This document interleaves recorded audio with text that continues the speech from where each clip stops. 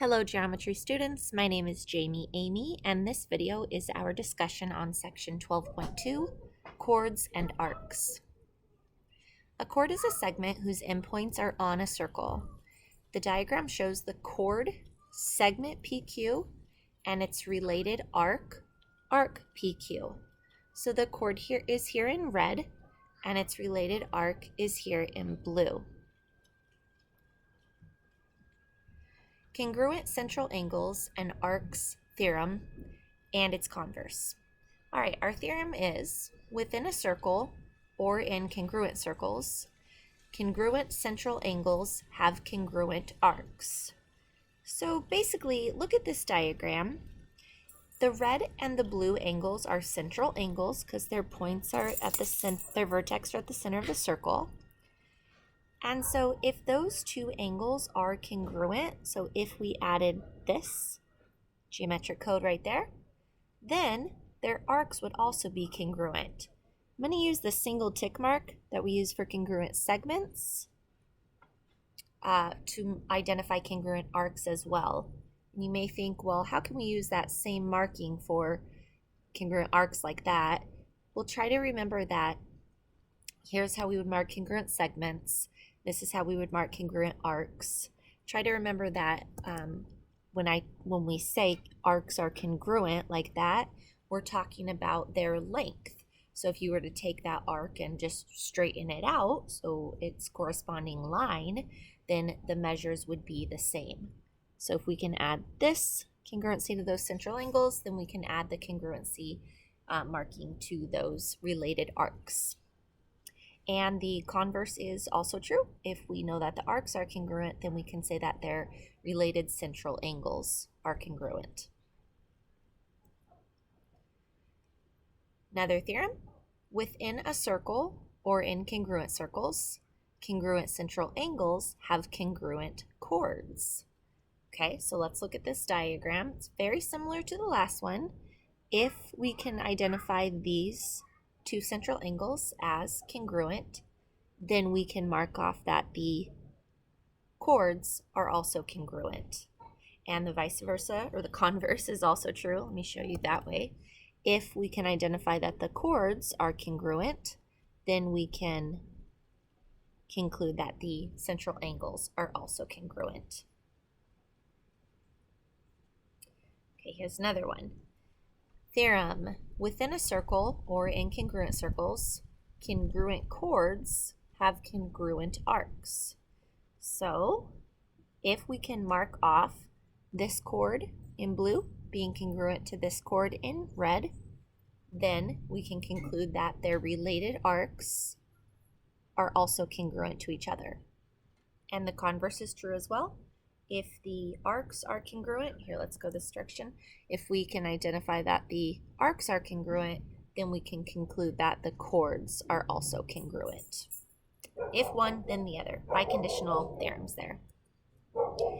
In the diagram, circle O is congruent to circle P. Okay, that's a lot of information there by them telling us that. It means they have the same length radii.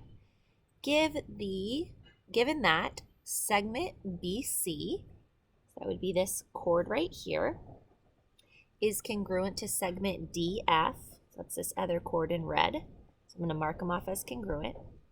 Given that, what other parts can we conclude are congruent? If you said that we can conclude that the central angles are congruent and the related arcs are congruent, then you got them both. If you got one or the other, good job, but all three of these go hand in hand.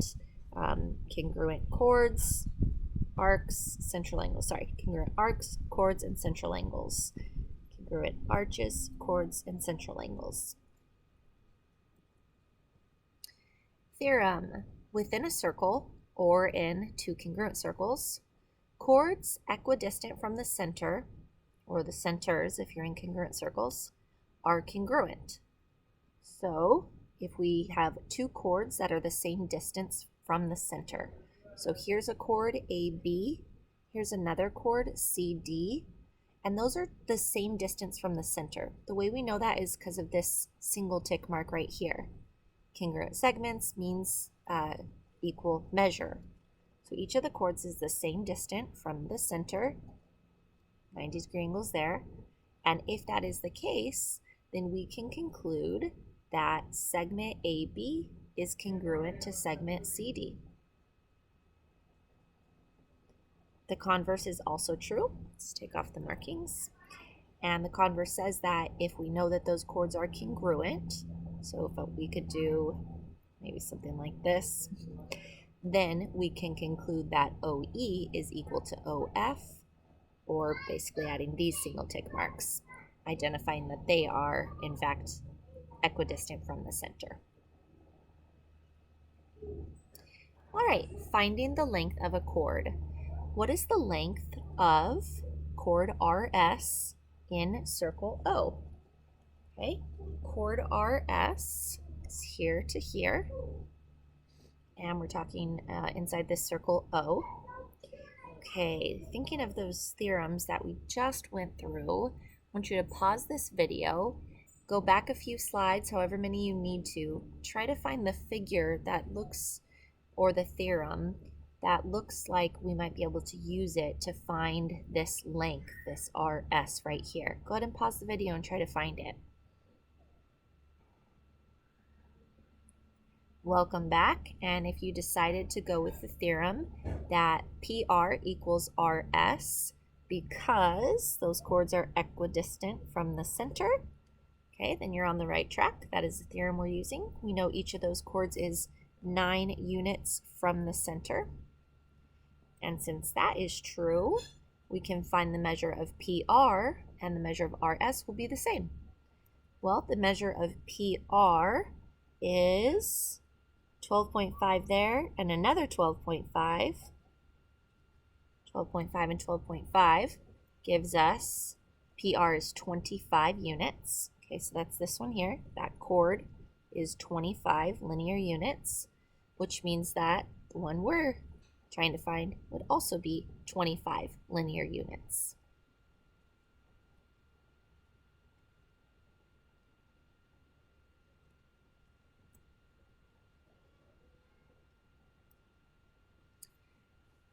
Lots of theorems about chords, arcs, inside of circles in this section. We've got 3 more here. If AB is a diameter, then AB is perpendicular to that chord CD. Okay, so that's a diameter. Oh, I'm not writing. There we go. And if AB is a diameter and we've got this chord being perpendicular to that diameter, then we can conclude, now look at here, all of those geometric markings. We can say that this chord has been bisected and this arc has also been bisected, giving us congruent parts. CE is congruent to ED and arc CA is congruent to arc AD. So we have it in statements here, but it's also nice to, for some of us, we like to see it as, okay, if these markings exist, so diameter and 90 degrees, right, keeps going so low, diameter and 90 degrees, that then we are allowed to add these markings based on that theorem.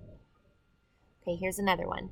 If AB is the perpendicular bisector of chord CD, so if AB cuts chord CD in half with the perpendicular intersection, then we're allowed to add that segment AB contains the center of circle O. That means AB would be a diameter. One more. If AB is a diameter and CE is congruent to ED, so that would be these single tick marks you see, oops, then you can conclude that segment AB is perpendicular to segment CD.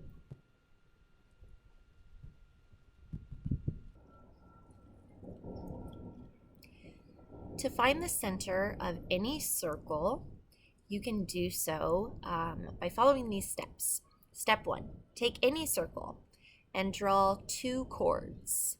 make sure they're not parallel to each other. Okay, so you've got your circle and you just draw two chords. Okay, then what you do is construct the perpendicular bisector of each of your two chords.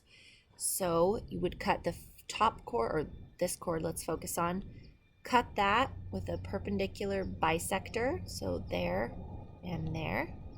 And you do the same thing to the other chord. You cut it with a perpendicular bisector.